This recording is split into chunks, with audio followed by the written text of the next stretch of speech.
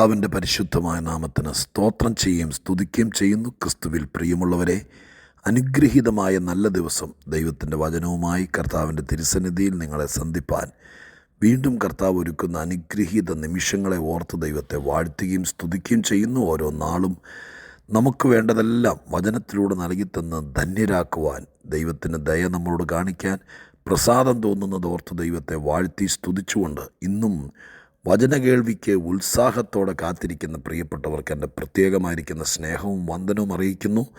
ദൈവത്തിന് സ്തോത്രവും പുകഴ്ചയും മഹത്വവും കരയറ്റുന്നു. വചനം തരുന്ന, ആലോചന തരുന്ന, ശുശ്രൂഷ തരുന്ന, വചനം വ്യാഖ്യാനിപ്പാനുള്ള എല്ലാവിധ അനുഗ്രഹങ്ങളും തരുന്ന നമ്മുടെ രക്ഷിതാവും കർത്താവുമായിരിക്കുന്ന മഹാദൈവത്തിന് സകല പുകഴ്ചയും മഹത്വവും സ്വർഗത്തിലേക്ക് കരയറ്റിക്കൊണ്ട് ഇന്ന് വളരെ പരിചിതമായ, അപ്പോൾ തന്നെ വളരെ ലളിതവും സുന്ദരവുമായ ഒരാത്മീക ചിന്ത പങ്കുവയ്ക്കാൻ കർത്താവിൻ്റെ കൃപയിൽ ശരണപ്പെടുകയാണ്. വിശുദ്ധ മർക്കോസിൻ്റെ സുവിശേഷം 4-ാം അധ്യായത്തിൻ്റെ 20-ാമത്തെ വാക്യം ഞാൻ വായിച്ചു കേൾപ്പിക്കാം. മർക്കോസ് 4:20 ഞാൻ വായിക്കുകയാണ്. നല്ല മണ്ണിൽ വിതയ്ക്കപ്പെട്ടതോ വചനം കേൾക്കുകയും അംഗീകരിക്കുകയും ചെയ്യുന്നവർ തന്നെ, അവർ 30, 60, 100 മേനി വിളയുന്നു. അവർ 30, 60, 100 മേനി വിളയുന്നു. കർത്താവായ യേശുക്രിസ്തു വിതയ്ക്കാൻ പോകുന്നവൻ്റെ ഒരു ഉപമ ദൈവവചന കേൾവിക്കാരോടുള്ള ബന്ധത്തിൽ പറയുന്നത് വേദപുസ്തകത്തിലെ, പ്രത്യേകിച്ച് പുതിയ നിയമത്തിലെ ഏറ്റവും സുപ്രധാനമായിരിക്കുന്ന വിഷയമാണ്. ദൈവവചനം അത് ഈ സുവിശേഷത്തിൻ്റെയൊക്കെ പ്രാരംഭത്തിൽ യേശുക്രിസ്തു ശുശ്രൂഷ തുടങ്ങുന്ന ആദ്യത്തെ സമയത്താണ് ഇത് പറയുന്നത്.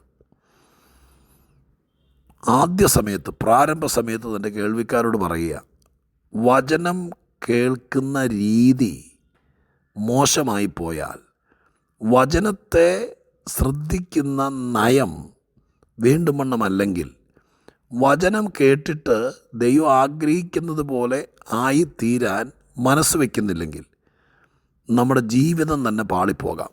അതാണ് വാസ്തവത്തിൽ ഈ ഉപമ കൊണ്ട് മനസ്സിലാക്കുന്നത്. യേശുക്രിസ്തു മുന്നോട്ട് വചനം പറയാൻ പോവുകയാണ്.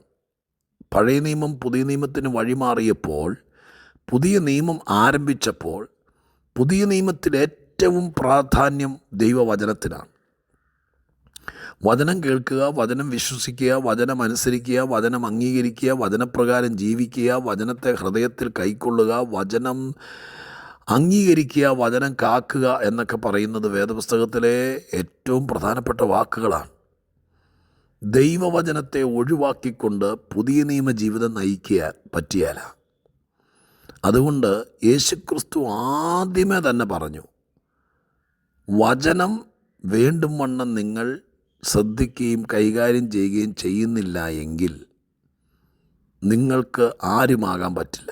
അതാണ് തത്വത്തിൽ ഈ ഉപമയുടെ, വിതയ്ക്കാൻ പോകുന്നവൻ്റെ ഉപമയെക്കുറിച്ച് പറഞ്ഞതിനകത്ത് നമുക്ക് മനസ്സിലാക്കേണ്ടത്. 4 തരം വിതക്കാർ 4 സ്ഥലത്ത് വീണു, അതൊക്കെ നമുക്കറിയാം. പക്ഷെ ഏറ്റവും അവസാനമായി പറഞ്ഞിരിക്കുന്നത് ഇങ്ങനെയാണ്: ഏറ്റവും നല്ല നിലത്ത് വീണതോ വചനം കേൾക്കുകയും അംഗീകരിക്കുകയും ചെയ്യുന്നവർ എന്നെഴുതിയിരിക്കുന്നത്. ചെയ്യുന്നവർ തന്നെ, വ്യക്തികളെയാണ് എഴുതിയിരിക്കുന്നത്. നല്ല നിലം എന്ന് പറയുന്നത് ആരാണ്? നല്ല നിലം എന്ന് പറയുന്ന ഒന്നുമില്ല, എല്ലായിടത്തും മോശമാണ്. പക്ഷെ നിലം ഒരുക്കുകയാണ്. ഏതൊരു കൃഷിക്കാരനും നിലം ഒരുക്കിയെടുക്കുകയാണ്. നമുക്ക് നമ്മെ തന്നെ ഒരുക്കിയെടുക്കാം. ആദ്യത്തെ കാര്യം ഞാൻ നിങ്ങളോട് പറയാം, എനിക്ക് എന്നെ തന്നെ ഒരുക്കിയെടുക്കാം.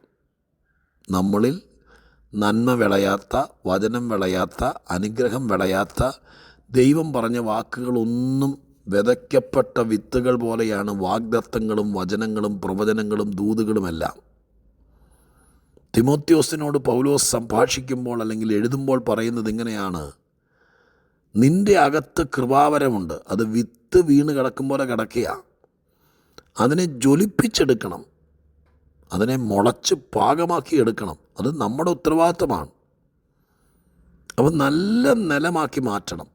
നിങ്ങളൊന്ന് മനസ്സിൽ കണ്ടേ, എന്നെ, നിങ്ങളെ, ഓരോരുത്തരെയും വചനം കേൾക്കുന്നവരെന്ന് മനസ്സിൽ കണ്ടേ. നമ്മൾ വെളിയിൽ നിന്ന് കൊണ്ടുവന്നിരിക്കുന്ന ചില വിത്തുകൾ, അഥവാ നമ്മുടെ നാട്ടിലെ വാഴയും തെങ്ങും ചേനയൊക്കെ ഇവിടെ തന്നെ ചുമ്മാ വലിച്ചെറിഞ്ഞാൽ മുളയ്ക്കുന്നതാണ്. എന്നാൽ വെളിയിൽ നിന്ന് കൊണ്ടുവന്നിരിക്കുന്ന മനോഹരമായിരിക്കുന്ന ചെടികൾ, ചില ഫലങ്ങളൊക്കെ ഉണ്ട്. അത് പാകി മുളയ്ക്കണമെങ്കിൽ ആ സ്ഥലം നന്നായിട്ട് ഒരുക്കണം.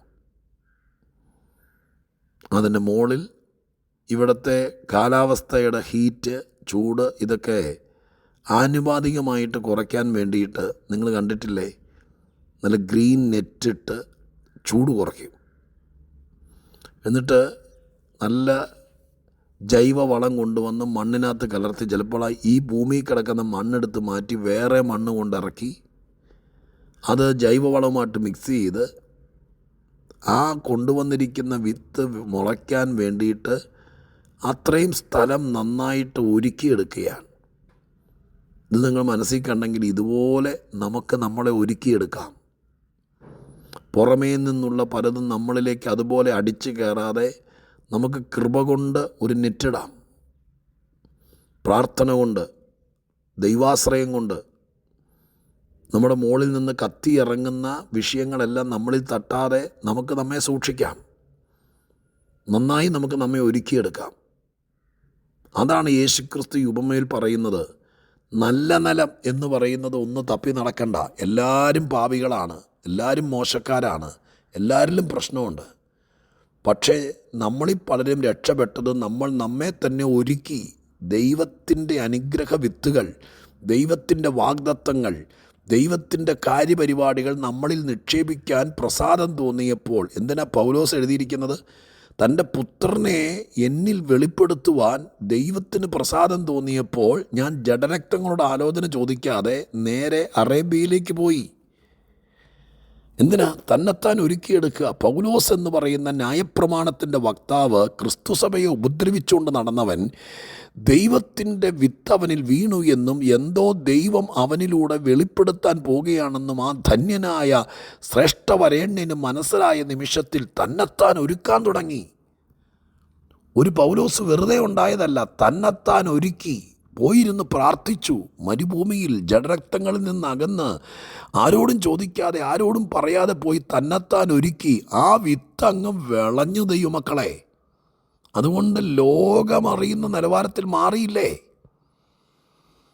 എല്ലാ ദിവസവും 2 ലോറി വിത്ത് കൊണ്ടൊന്ന് നമ്മുടെ തലയിൽ കൂടെ താഴേക്ക് പാകിയത് കൊണ്ട് കഥയില്ല. നമ്മളെ ഒരുക്കിയെങ്കിലേ പ്രയോജനപ്പെടുകയുള്ളൂ. അവിടെ എഴുതിയിരിക്കുന്ന വാക്ക് ഏറ്റവും പ്രധാനപ്പെട്ടത്. അവരെ 30, 60, 100 മേനി വിളയുന്നു. വിളയുന്നു എന്ന് പറയുന്നൊരു പഴയ മലയാള വാക്കാണ്. ശോഭിക്കുക, ബ്രൈറ്റാകുക, തിളങ്ങുക, ഷൈൻ ചെയ്യുക എന്നൊക്കെ അതിനർത്ഥമുണ്ട്. ആളുകൾ പല വിധത്തിലാണ്. വിദ്യാഭ്യാസം കൊണ്ട് നന്നായി തിളങ്ങിയ ആൾക്കാരുണ്ടല്ലോ. സർഗവാസനകളുണ്ട്, സർഗവാസനകൾ. ഓരോരുത്തർക്കും ദൈവം സർഗവാസനകൾ കൊടുക്കും. അത് ചിലപ്പോൾ പാടാനായിരിക്കും, ചിലപ്പോൾ ഇൻസ്ട്രുമെൻ്റ് കൈകാര്യം ചെയ്യാനായിരിക്കും, ചിലപ്പോൾ പ്രതിമകൾ ഉണ്ടാക്കാൻ, കൈപ്പണികൾ ചെയ്യാൻ, അങ്ങനെ ഒത്തിരി സർഗവാസനകൾ. ആ സർഗവാസനകൾ ചിലർക്ക് പാരമ്പര്യമായിട്ട് കിട്ടും, ചിലർക്ക് കുടുംബപരമായിട്ട് കിട്ടും, അങ്ങനെ പല വിധത്തിൽ കിട്ടും. ചിലർ പഠിച്ചെടുക്കും.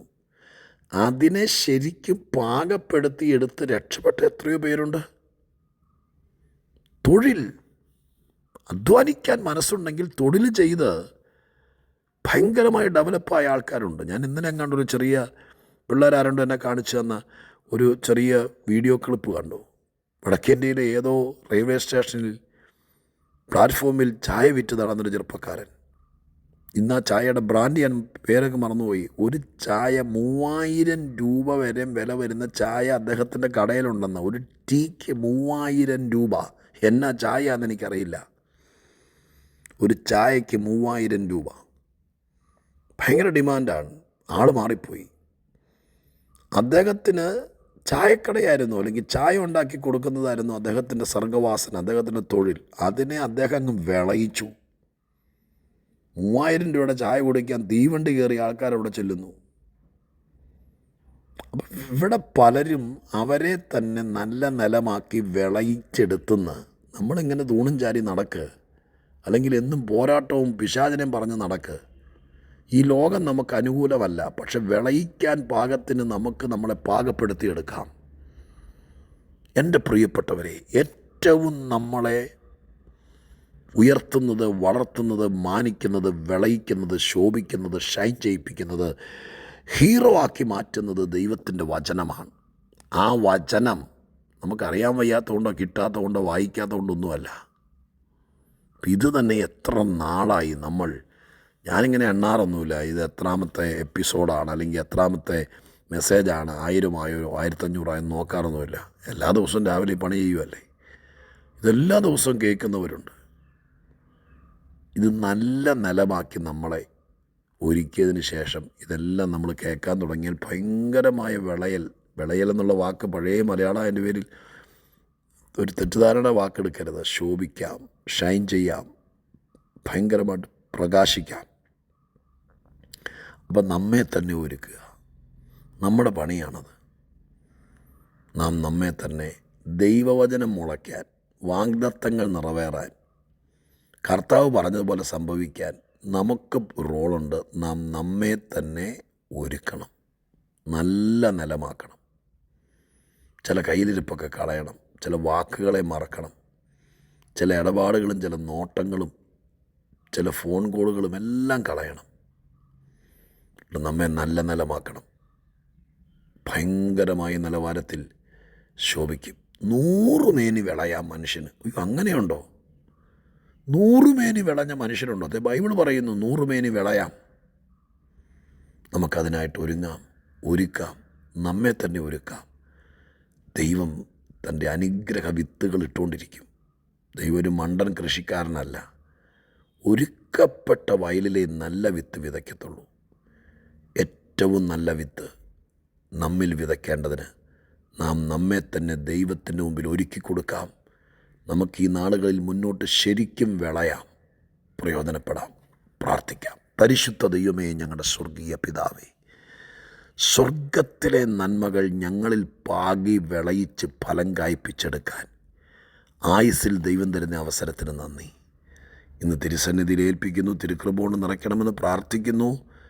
നല്ല നിലമായി വിളയാൻ ഒരു വീട്ടമ്മ, ഒരു പിതാവ്, ഒരു ഭാര്യ, ഭർത്താവ്, മകൻ, വിദ്യാർത്ഥി, ആരുമാകട്ടെ, ഇത് കേൾക്കുന്നവർ അവർക്ക് കിട്ടിയത് നന്നായി വിളയിക്കാൻ, കാടും പള്ളയൊക്കെ കട്ട ഉടച്ചും വേരോടെ പറിച്ചു കളഞ്ഞും ഞങ്ങളെ തന്നെ നല്ല നിലമാക്കാനുള്ള കൃപ ഞങ്ങൾ ദൈവത്തോട് ചോദിക്കുന്നപ്പോൾ മോഹങ്ങൾ, ജഡത്തിൻ്റെ ചിന്തകളെല്ലാം പറിച്ചെറിഞ്ഞ് ദൈവത്തിൻ്റെ അനുഗ്രഹ വാഗ്ദത്ത വിത്തുകൾ 100 മേനി ഞങ്ങളിൽ വിളഞ്ഞ് ഞങ്ങൾ വിളയാൻ ദൈവം ഇടയാക്കണം. കർത്താവ് ഇത് ചെയ്യും. പ്രാർത്ഥന കേട്ടതിന് നന്ദി. ഇത് കേൾക്കുന്ന എല്ലാവർക്കും നന്മയുണ്ടാകട്ടെ. യേശുവിൻ്റെ നാമത്തിൽ അപേക്ഷിക്കുന്നു, കേൾക്കണേ പിതാവേ. ആമേൻ.